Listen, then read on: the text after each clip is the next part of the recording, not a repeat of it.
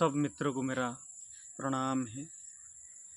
मित्रों, एक सज्जन की प्रश्न आया था कि महाराज जी, हम कैसे सत्य को जान सकते हैं, हम सत्य को कैसे अनुभव कर सकते हैं, इसके बारे में थोड़ा बताइए। सत्य को जानने का एक सरल विधि है, सत्य तक पहुंचने का एक सरल विधि है, लेकिन मनुष्य उस सरल को कठिन बना दिया है। इसलिए मनुष्य उस सत्य तक पहुंच नहीं पाता है, क्योंकि उसके बीच में मन और विचार बाधा आ जाता है। जो मैं कुछ हूँ, अपने आप को जानता हूँ मैं कुछ हूँ, वो मन और विचार के व्यतीत और कुछ भी नहीं है। मन विचार ही हमको खुद को कुछ हो करके बताता है। लेकिन जैसे ही हमारा मन विचार शांत हो जाएगा, धीरे धीरे हम उस सत्य तक पहुंच सकते हैं। सत्य तक पहुंचने के लिए आपको बहुत सरल है, आप आराम से उस सत्य को जान सकते हैं। सत्य को जानने के लिए आपको समाधि तक अगर आप पहुंच जाते हैं, तो आपको उस शून्य का, उस सत्य का, वो विराट का आपके भीतर अनुभव होगा। जब तक आपके भीतर उस विराट का, शून्य का अनुभव नहीं होता है, आप सत्य को नहीं जान पाओगे। तब तक कितना भी ध्यान करो, कितना भी साधना करो, नहीं जान पाओगे। लेकिन ध्यान साधना से ही आप सत्य को जान सकते हैं। लेकिन अब अगर आप ध्यान को गलत तरीक़ा से कर रहे हैं, साधना गलत तरीक़ा से कर रहे हैं, तो आप उस सत्य तक नहीं पहुंच सकते। मित्रों, मैं आज इस वीडियो के माध्यम से आपको बताऊंगा कि सत्य तक पहुंचने का सरल मार्ग। क्योंकि आपके भीतर हर समय मन विचार चलते रहते हैं। वो मन विचार आपको खुद को कुछ न कुछ समझाते हैं। वो मन विचार ही आपको भटकाते हैं और आप सत्य तक नहीं पहुंच सकते। सत्य को जानने के लिए आपको शांत चित्त का आवश्यक है। जब तक आपका मन शांत नहीं हो जाता है, आप उस सत्य और विराट को, उस परमात्मा को कभी नहीं जान सकते। आप उस परम सत्य को जानने के लिए आपको शांत चित्त की आवश्यक है। जब तक आप शांत नहीं हो जाते हो, तब तक आप नहीं पहुंच पाओगे। जीवन में आपको कम से कम 10-15 मिनट से आरंभ करके 30 मिनट तक ध्यान में बैठना चाहिए। जब आप ध्यान में 30 मिनट की अभ्यास करोगे, धीरे धीरे आपका मन चित्त शांत हो जाएगा। आप राग दोष हिंसा क्रोध से जान पाओगे। जब तक आपका मन शांत नहीं होता है, तब तक आप स्वयं को, खुद को, विचार को नहीं समझ पाओगे। और विचार को नहीं समझ पाओगे तो ध्यान कैसे होगा। हम तो ध्यान जीवन भर करते हैं, लेकिन ध्यान घटता नहीं है। हमें उस समाधि तक पहुंचने के लिए, उस विराट तक पहुंचने के लिए एक मार्ग है। कहीं ना कहीं बहुत सारे मार्ग हैं, लेकिन हमारे जीवन में जो अनुभव है, हम आपको वो बताएंगे कि कौन सी मार्ग से आप आराम से पहुंच सकते हैं। आप कम से कम डेली लाइफ में सुबह और शाम कम से कम 15-20 मिनट आप ध्यान प्राणायाम करिए, ध्यान में बैठने की कोशिश कीजिए। सबसे पहले आप जब सुबह और शाम ध्यान में बैठते हैं, तब आप आराम से कोई भी आसन में, सुख आसन हो या पद्मासन हो, कोई भी आसन में, जिस आसन में आप ज़्यादा समय तक बैठ सकते हैं, वो आसन में बैठ जाइए। और आप ओम की उच्चारण करने से क्या होता है, आपके अंदर जो मन, जो विचार चलते रहता है, वो धीरे धीरे शांत होता है। शांत होने के लिए, मन विचार शांत होगा तभी आप समाधि तक पहुंच सकते, नहीं तो नहीं पहुंच सकते। आप क्या ध्यान में बैठते हो, वो मन विचार ही आपको, ज़्यादातर आपके अंदर प्रश्न आते रहता है, विचार आते रहता है, और आप तंग होकर उठ जाते हो। इसलिए ओम की, जब आप ध्यान में बैठते हैं, तब ओम की चार्टिंग कम से कम 7 बार या 5 बार या 21 बार करना चाहिए। आराम से कोई भी आसन में बैठिए, ओम की उच्चारण करिए। ओम का उच्चारण जो अ ओ अम से बना है, अ ओ म से बना है ओम। जब आप अ की उच्चारण करते हैं, तो नाभि से आता है अ, और ओ के गले से आता है और मुंह से ये जो क्राउन चक्र है, जो सहस्त्र चक्र है, ये तीनों जब वाइब्रेशन अपना शरीर में होता है तो मन विचार कुछ समय के लिए शांत हो जाता है। आप कम से कम 21 बार ओम की उच्चारण करिए। ओम का उच्चारण कैसे करना है?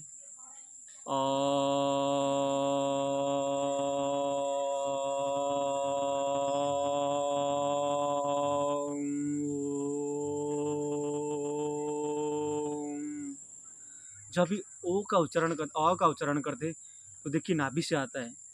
जब ऊ का उच्चारण करते तब गले से आता है, और म का तो आपके शरीर सर में पूरा जो सिस्टम है पूरा वाइब्रेशन होता है। इस वाइब्रेशन से आपका मन विचार शांत होता है।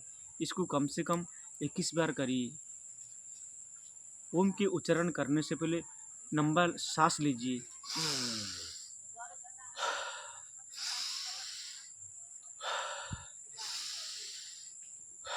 जब आप लंबा सांस लोगे तो ऑक्सीजन आपके अंदर पूरा भर जाएगा और जो कार्बन डाइऑक्साइड है वो बाहर निकल जाएगा।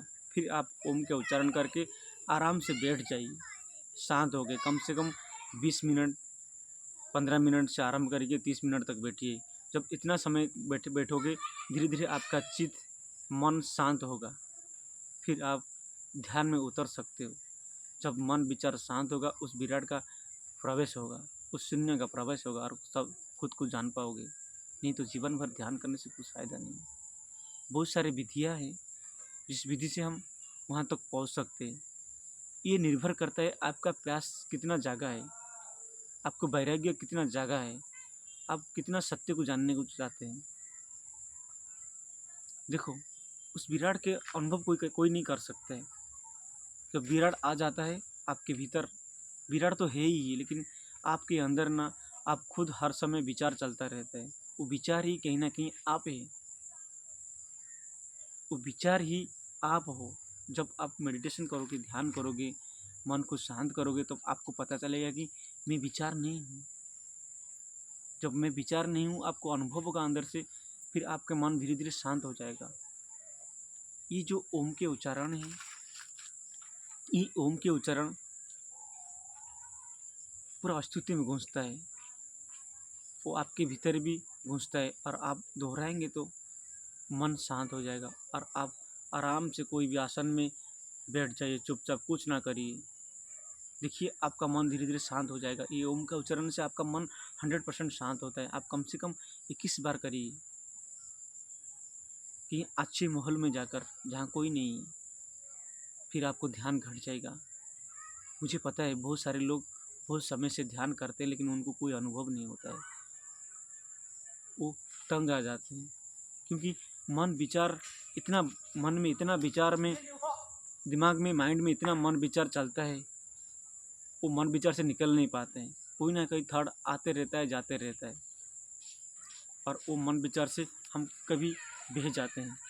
क्योंकि हम कहीं ना कहीं जो मैं बोलता हूँ, मैं कुछ बोलता हूँ, वो मन विचार ही है और कुछ भी नहीं है। तो मन विचार को शांत करने के लिए ही ये विधि है। जब मन विचार शांत होगा, विराट आपका अंदर अपने आप उतर जाएगा।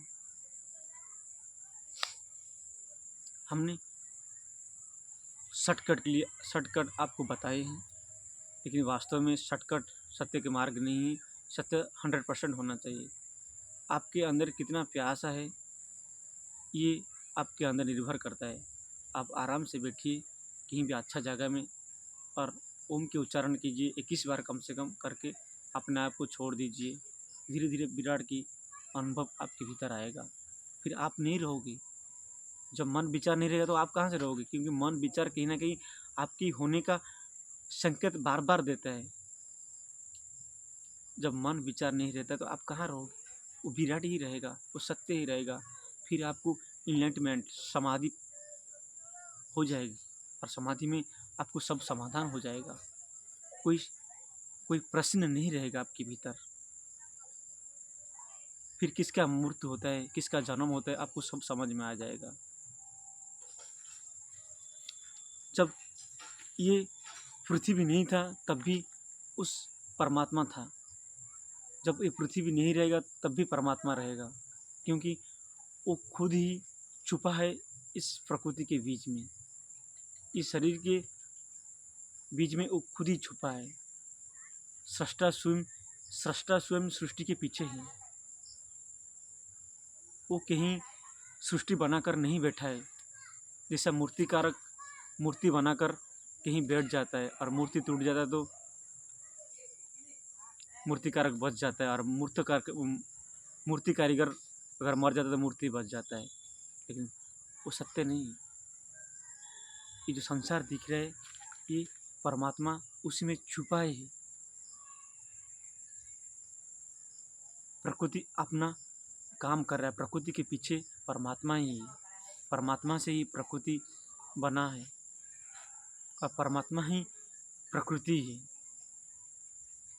वही जड़ में, चेतन में, वो हर जगह है। जब ये संसार नहीं था तब भी था, जब नहीं रहेगा तब भी रहेगा। वो परम सत्य है। सत्य का मतलब क्या होता है? सत्य का मतलब वो सदा है। ऐसा नहीं कभी नहीं था। शायद ये प्रकृति नहीं रहेगा लेकिन वो हमेशा रहेगा। वो सदा है और रहेगा। ये ज्ञान आपको समाधि में अनुभव होगा। हम कोशिश की है समाधि तक पहुंचने के लिए, सत्य को जानने के लिए, क्योंकि आप जब बैठोगे आपके अंदर समाधि घटेगा तब सत्य का पता चलेगा कि मैं कौन हूँ, क्या हूँ। प्रणाम।